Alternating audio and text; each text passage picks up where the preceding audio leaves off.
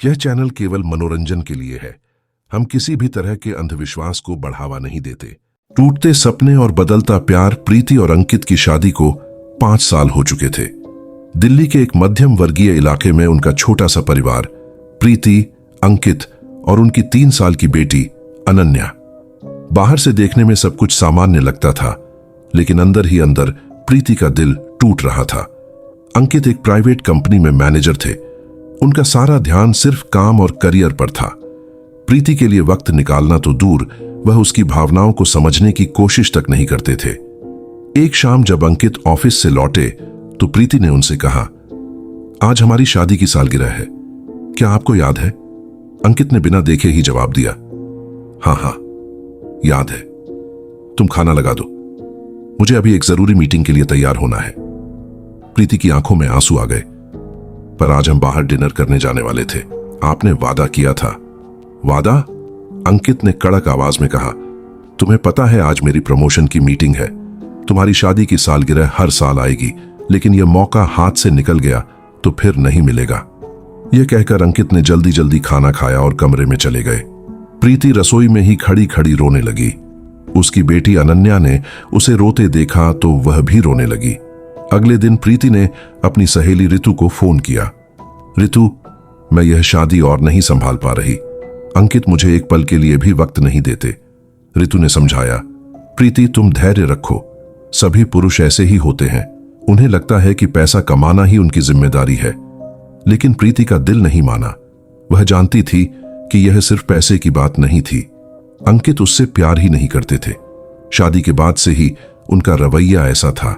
उधर अंकित के बड़े भाई विशाल और उनकी पत्नी नेहा का परिवार भी उन्हीं के साथ रहता था।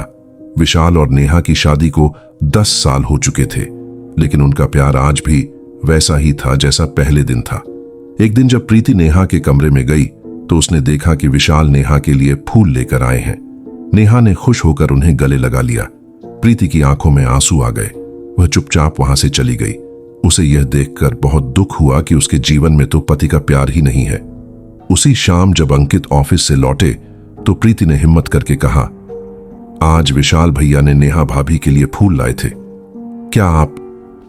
प्रीति की बात पूरी भी नहीं हुई थी कि अंकित ने गुस्से में कहा, तुम्हें इन बचकानी बातों की कोई जरूरत नहीं है। तुम्हें पता है मैं कितना काम करता हूं। फूल वूल लाने का वक्त कहां है मेरे पास। प्रीति ने चुपचाप अपने कमरे में जाकर दरवाजा बंद कर लिया। वह रोते रोते सो गई। अगले कुछ दिनों में प्रीति का मन और भी उदास रहने लगा। वह चुपचाप सब कुछ सहती रही, लेकिन उसका दिल टूट चुका था। एक दिन जब प्रीति बाजार जा रही थी तो उसकी मुलाकात राहुल से हुई। राहुल उसका पुराना दोस्त था, जिससे कॉलेज के दिनों में उसकी दोस्ती थी। प्रीति तुम? राहुल ने खुशी से कहा, कितने साल बाद मुलाकात हुई। प्रीति मुस्कुराने की कोशिश करती रही, हां राहुल, काफी समय बाद। राहुल ने प्रीति के चेहरे पर उदासी देखी। तुम ठीक तो हो? तुम्हारे चेहरे पर एक अजीब सी उदासी है। प्रीति ने जल्दी से टालने की कोशिश की, नहीं सब ठीक है, बस थोड़ी थकान है। लेकिन राहुल समझ गया कि कुछ गलत है। उसने प्रीति को अपना नंबर दिया, अगर कभी कुछ जरूरत हो तो बिना हिचकिचाहट फोन करना। उस रात प्रीति ने राहुल के नंबर को देखते हुए बहुत सोचा, क्या उसे राहुल से बात करनी चाहिए? क्या वह अपनी परेशानियां उसे बता सकती है? आखिरकार एक शाम जब अंकित ने प्रीति को उसके जन्मदिन पर भी कोई तोहफा नहीं दिया तो प्रीति ने राहुल को फोन कर दिया। बढ़ती नजदीकियां और गहराता संकट। राहुल ने फोन उठाया, हेलो प्रीति, तुम ठीक तो हो? प्रीति की आवाज कांप रही थी। राहुल, मैं बस किसी से बात करना चाहती थी। बिल्कुल, तुम मुझसे कुछ भी कह सकती हो, राहुल ने कोमल स्वर में कहा। प्रीति ने आखिरकार अपना दिल हल्का किया। उसने राहुल को बताया कि कैसे अंकित उसे नजरअंदाज करते हैं, उसकी भावनाओं की कद्र नहीं करते और सालों से उसे अकेलापन महसूस हो रहा है। राहुल ने ध्यान से सब कुछ सुना और फिर कहा, प्रीति, मुझे तुम्हारी बात सुनकर बहुत दुख हुआ। तुम इतनी प्यारी और समझदार हो, तुम्हें इस तरह का व्यवहार सहना नहीं चाहिए। यह कहकर राहुल ने प्रीति को एक कैफे में मिलने का निमंत्रण दिया। कभी कभी बाहर निकलकर ताजी हवा में बातचीत करने से मन हल्का हो जाता है।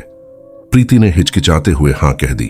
अगले दिन जब अनन्या स्कूल गई हुई थी और अंकित ऑफिस में थे प्रीति राहुल से मिलने कैफे पहुंची। शुरुआत में वह बहुत घबराई हुई थी, लेकिन राहुल के सौम्य व्यवहार ने उसे आरामदायक महसूस कराया। तुम्हें याद है कॉलेज के दिन? राहुल ने मुस्कुराते हुए पूछा। तुम हमेशा लाइब्रेरी में बैठकर पढ़ाई करती थीं।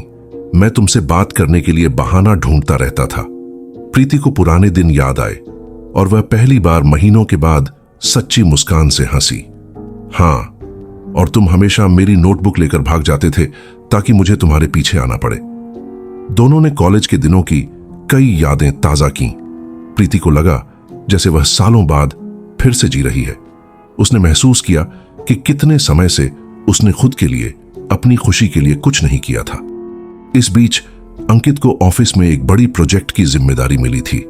वह और भी व्यस्त हो गए। एक रात जब वह देर से घर लौटे तो प्रीति ने उनसे शिकायत की। आप हमेशा देर से आते हैं, अनन्या आपको मिस करती है। मैं, प्रीति की आवाज भर आई। अंकित ने गुस्से में जवाब दिया, तुम्हें पता है इस प्रोजेक्ट से मुझे कितना बोनस मिलेगा? तुम सिर्फ अपनी बातें सोचती हो, मेरी मेहनत की कद्र नहीं करती। प्रीति ने चुपचाप सिर झुका लिया। उसे समझ आ गया कि अंकित को कभी भी उसकी भावनाओं की परवाह नहीं होगी। धीरे धीरे प्रीति और राहुल की मुलाकातें बढ़ने लगीं। हफ्ते में एक बार वे कैफे में मिलते। राहुल एक अच्छा श्रोता था और प्रीति को समझता था। वह उसकी बातों को गंभीरता से सुनता और उसे इमोशनल सपोर्ट देता। एक दिन राहुल ने प्रीति से कहा, तुम्हें पता है प्रीति, कॉलेज के दिनों में मैं तुमसे प्यार करता था, लेकिन मैं कभी तुम्हें बता नहीं पाया। प्रीति हैरान रह गई। सचमुच? मुझे तो कभी पता ही नहीं चला। हाँ, राहुल ने कहा, और अब भी मैं तुम्हें देखकर वैसा ही महसूस करता हूं। प्रीति ने घबराकर कहा, राहुल, मैं शादीशुदा हूं, मेरी एक बेटी है। मुझे पता है, राहुल ने कहा, लेकिन क्या तुम सचमुच खुश हो? क्या तुम्हारे पति तुम्हें वह सब कुछ दे पा रहे हैं जिसके तुम हकदार हो? प्रीति के पास जवाब नहीं था। वह जानती थी कि राहुल सही कह रहा था, लेकिन वह अपनी शादी तोड़ने के बारे में सोच भी नहीं सकती थी। इस बीच अंकित को प्रीति के बदलते व्यवहार पर शक होने लगा। वह ज्यादा खुश रहने लगी थी, अक्सर फोन पर बातें करती रहती थी और कभी कभी बिना बताए घर से बाहर चली जाती थी। एक शाम अंकित ने सीधे पूछ ही लिया, तुम इन दिनों कहां जाया करती हो? तुम्हारा फोन लगातार बजता रहता है। प्रीति ने डरी हुई आवाज में कहा, कहीं नहीं, बस रितु के यहां जाती हूं। अंकित को यकीन नहीं हुआ। उन्होंने चुपचाप प्रीति के फोन की जांच करने का फैसला किया। अगले दिन जब प्रीति नहाने गई तो अंकित ने उसका फोन चेक किया। उन्होंने राहुल के मैसेज देखे जिनमें कैफे में मिलने की प्लानिंग थी। अंकित का गुस्सा 7वें आसमान पर पहुंच गया। जब प्रीति नहाकर बाहर आई तो अंकित ने गुस्से में उसका फोन उसके सामने फेंक दिया। ये राहुल कौन है? अंकित चिल्लाए, और तुम इससे क्यों मिल रही हो? प्रीति सहम गई। वह मेरा पुराना दोस्त है। पुराना दोस्त? अंकित का गुस्सा और बढ़ गया। तुम एक शादीशुदा औरत हो, तुम्हें किसी दूसरे मर्द से मिलने का कोई हक नहीं है। प्रीति ने आखिरकार साहस जुटाकर कहा, और तुम्हें पत्नी को नजरअंदाज करने, उसकी भावनाओं को रौंदने का हक है? तुम्हें कभी मेरी परवाह ही नहीं रही? यह सुनकर अंकित को गुस्सा तो आया, लेकिन उनके मन में एक सवाल भी उठा, क्या सचमुच वह प्रीति को इग्नोर करते आए हैं? लेकिन गुस्सा ज्यादा भारी पड़ा। अंकित ने प्रीति से कहा, अगर कभी तुम उस आदमी से मिली तो मैं तुम्हें छोड़ दूंगा। और तुम? कह रहा था संकट और अंकित का एहसास। प्रीति ने राहुल को मैसेज किया कि वह अब उससे नहीं मिल सकती। राहुल ने समझदारी दिखाते हुए जवाब दिया, मैं तुम्हारी भावनाओं को समझता हूं। अगर यही तुम्हारा फैसला है तो मैं इसे स्वीकार करता हूं, लेकिन याद रखना, मैं हमेशा तुम्हारे लिए यहां हूं अगर कभी तुम्हें मेरी जरूरत पड़े। अगले कुछ हफ्ते प्रीति के लिए बेहद मुश्किल भरे रहे। अंकित और भी ज्यादा सतर्क और संदिग्ध हो गए थे। वह प्रीति के हर एक कदम पर नजर रखते, उसके फोन की जांच करते और उसे अकेले बाहर जाने से रोकते। एक शाम अनन्या बुखार से तप रही थी। प्रीति ने अंकित से कहा, हमें अनन्या को डॉक्टर के पास ले जाना चाहिए। अंकित ने गुस्से में जवाब दिया, तुम उसे ले जाओ, मुझे अभी ऑफिस का जरूरी काम है।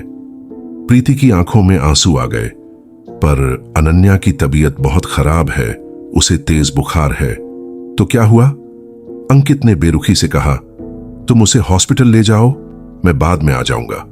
यह कहकर अंकित ऑफिस चले गए। प्रीति ने बेबस होकर अनन्या को गोद में उठाया और हॉस्पिटल की ओर चल पड़ी। रास्ते में उसकी मुलाकात राहुल से हो गई। राहुल ने प्रीति की हालत देखी तो वह तुरंत समझ गया। क्या हुआ, अनन्या ठीक है ना? प्रीति रो पड़ी। उसे तेज बुखार है। अंकित ऑफिस चले गए, मुझे अकेले ही उसे हॉस्पिटल ले जाना पड़ रहा है। राहुल ने बिना एक पल गवाए प्रीति की कार रोकी और कहा, चलो मैं तुम्हें हॉस्पिटल छोड़ देता हूं। हॉस्पिटल पहुंचकर राहुल ने प्रीति का पूरा साथ दिया। डॉक्टर ने अनन्या का इलाज शुरू किया और कहा कि उसे एडमिट करने की जरूरत है। इस बीच अंकित को पता चला कि अनन्या हॉस्पिटल में एडमिट है। वह तुरंत हॉस्पिटल पहुंचे। जब उन्होंने देखा कि राहुल प्रीति के साथ है तो उनका गुस्सा फूट पड़ा। तुम यहां क्या कर रहे हो? अंकित ने राहुल से गुस्से में पूछा। राहुल ने शांति से जवाब दिया, मैं प्रीति की मदद कर रहा था। जब आपकी बेटी बीमार थी तो आप ऑफिस में थे। अंकित ने प्रीति की तरफ मुड़कर कहा, तुमने इससे संपर्क क्यों किया? मैंने तुम्हें मना किया था। प्रीति ने आखिरकार अपना आपा खो दिया। क्योंकि मेरे पास और कोई चारा नहीं था। मेरी बेटी बीमार है और मेरे पति को उसकी कोई परवाह नहीं है। तुम्हें तो बस तुम्हारा काम और तुम्हारी प्रमोशन चाहिए। यह सुनकर अंकित कुछ नहीं बोले। वह चुपचाप वहां से चले गए। अगले कुछ दिनों में अंकित ने सोचना शुरू किया, क्या सचमुच वह प्रीति और अनन्या को इग्नोर कर रहे थे? क्या उनकी प्रोफेशनल सक्सेस ने उनकी पर्सनल लाइफ को प्रभावित किया था? एक रात अंकित ने प्रीति की डायरी गलती से देख ली। उसमें लिखा था, आज फिर वही दिन। अनन्या ने स्कूल में फर्स्ट आई है, लेकिन अंकित को यह बताने का कोई फायदा नहीं। वह तो बस हां हां कहकर आगे बढ़ जाएंगे। कभी कभी लगता है कि क्या मैं विधवा हूं? कम से कम विधवा को तो समाज का सहारा मिल जाता, मुझे तो बस अकेलापन। इस डायरी को पढ़कर अंकित की आंखें खुल गईं। उन्हें एहसास हुआ कि प्रीति कितना दर्द झेल रही है। उधर प्रीति ने फैसला किया कि वह अब और नहीं सह सकती। उसने राहुल को फोन किया और कहा, मैं अंकित को छोड़ना चाहती हूं, क्या तुम मेरी मदद करोगे? राहुल ने कहा, प्रीति, मैं तुम्हारी मदद जरूर करूंगा, लेकिन क्या तुम सचमुच यही चाहती हो? एक बार फैसला लेने के बाद पीछे मुड़कर नहीं देख सकती। प्रीति ने फैसला कर लिया था। उसने अपना सामान पैक करना शुरू कर दिया, लेकिन तभी अंकित ने कमरे में प्रवेश किया। उनकी आंखें नम थीं। प्रीति, मैं माफी चाहता हूं। प्रीति हैरान रह गई। यह पहली बार था जब अंकित ने उससे माफी मांगी थी। अंकित ने आगे कहा, मैंने तुम्हारी डायरी पढ़ ली। मुझे एहसास हुआ कि मैंने तुम्हारे साथ कितना गलत किया है। मैं तुम्हें और अनन्या को इग्नोर करता रहा। मैं एक बुरा पति और पिता साबित हुआ हूं। प्रीति ने रोते हुए कहा, अब बहुत देर हो चुकी है अंकित, मैंने फैसला कर लिया है। नहीं, अंकित ने कहा, अभी कुछ भी देर नहीं हुई, मैं बदल सकता हूं, मुझे एक मौका दो। प्रीति दुविधा में थी। क्या अंकित सचमुच बदल सकते हैं? क्या उसे उन्हें एक और मौका देना चाहिए या फिर उसे राहुल के पास चले जाना चाहिए? निर्णय का क्षण और नई शुरुआत। प्रीति अंकित की माफी और बदलने के वादे के बारे में सोच रही थी। उसका दिल दो हिस्सों में बंटा हुआ था। एक तरफ उसकी शादी और बेटी का भविष्य था, दूसरी तरफ उसकी अपनी खुशी और संतुष्टि। अंकित, प्रीति ने आखिरकार कहा, मैं तुम्हें एक मौका दे सकती हूं, लेकिन कुछ शर्तों पर। अंकित ने गंभीरता से सिर हिलाया। जो भी शर्तें हों, मैं मानने को तैयार हूं। प्रीति ने अपनी शर्तें रखीं। व्हाट? अंकित को फैमिली के लिए समय निकालना होगा। 2, उन्हें मैरिज काउंसलिंग ज्वाइन करनी होगी। 3, प्रीति को भी पर्सनल स्पेस और फ्रीडम मिलेगी। 4, वे एक साथ फैमिली थेरेपी में जाएंगे। अंकित ने सभी शर्तें मान लीं। उस रात वे सालों बाद पहली बार एक साथ बैठकर बातचीत की। अंकित ने प्रीति से कहा, मुझे एहसास हुआ कि मैं तुम्हें और अनन्या को खो रहा हूं। मेरी नौकरी, मेरा करियर, ये सब तुम लोगों के बिना अधूरे हैं। उधर राहुल ने प्रीति को एक मैसेज भेजा, मैं जानता हूं कि तुम्हारे लिए फैसला लेना मुश्किल है, बस इतना जान लो कि तुम जो भी फैसला लोगी, मैं तुम्हारी खुशी के लिए हमेशा तुम्हारा दोस्त बना रहूंगा। प्रीति ने राहुल को जवाब दिया, धन्यवाद राहुल तुम्हारे सपोर्ट के लिए, लेकिन मुझे अपनी शादी को एक मौका देना है। मुझे उम्मीद है तुम समझोगे। राहुल ने जवाब दिया, मैं समझता हूं, तुम हमेशा मेरी दोस्त रहोगी। बदलाव की शुरुआत। अगले कुछ महीनों में अंकित ने वाकई बदलाव दिखाया। वह समय पर ऑफिस से घर आने लगे, वीकेंड पर फैमिली आउटिंग्स प्लान करने लगे, प्रीति और अनन्या के साथ क्वालिटी टाइम बिताने लगे। मैरिज काउंसलिंग में एक्टिवली पार्टिसिपेट करने लगे। एक दिन अंकित ने प्रीति को सरप्राइज दिया। उन्होंने उसके लिए फूल लाए और कहा, आज हमारी पहली डेट की सालगिरह है, क्या तुम्हें याद है? प्रीति की आंखों में आंसू आ गए। तुम्हें याद है? हां, अंकित ने कहा, और मुझे माफ कर दो कि मैंने इतने साल इस दिन को इग्नोर किया। फैमिली थेरेपी का असर। फैमिली थेरेपी ने उनकी शादी में काफी सुधार लाया। थेरेपिस्ट ने उन्हें कम्युनिकेशन स्किल्स सिखाए और भावनाओं को एक्सप्रेस करना सिखाया। एक सेशन के दौरान अंकित ने कहा, मुझे एहसास हुआ कि मैं प्रीति को इसलिए इग्नोर करता था क्योंकि मुझे लगता था कि पैसा कमाना ही मेरी जिम्मेदारी है। मैंने भावनात्मक जरूरतों को नजरअंदाज कर दिया। प्रीति ने भी अपनी भावनाएं शेयर की। मुझे लगता था कि मैं अदृश्य हूं, मैं सिर्फ एक वाइफ और मदर की भूमिका में सिमट कर रह गई थी। नेहा और विशाल का सपोर्ट। अंकित के भाई विशाल और उनकी पत्नी नेहा ने भी इस बदलाव में अहम भूमिका निभाई। नेहा ने प्रीति को समझाया, हर रिश्ते में उतार चढ़ाव आते हैं, महत्वपूर्ण यह है कि तुम दोनों बदलाव के लिए तैयार हो। विशाल ने अंकित से कहा, भाई, पैसा कमाना जरूरी है, लेकिन परिवार का साथ उससे भी ज्यादा जरूरी है। एक साल बाद प्रीति और अंकित की जिंदगी में काफी बदलाव आ चुका था। अंकित ने वर्क लाइफ बैलेंस मेंटेन करना सीख लिया था। प्रीति ने अपना एक छोटा सा बुटीक खोल लिया था। वे रोजाना फैमिली टाइम बिताते थे।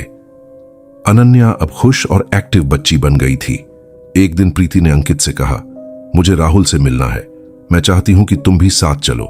अंकित ने हां कहा। वे एक कैफे में राहुल से मिले। प्रीति ने राहुल से कहा, मैं तुम्हें धन्यवाद देना चाहती हूं, तुम्हारी वजह से ही मुझे एहसास हुआ कि मैं क्या चाहती हूं।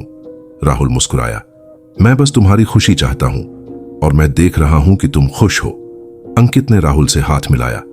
धन्यवाद कि तुमने प्रीति की मदद की जब मैं नहीं कर पा रहा था। अंतिम संदेश।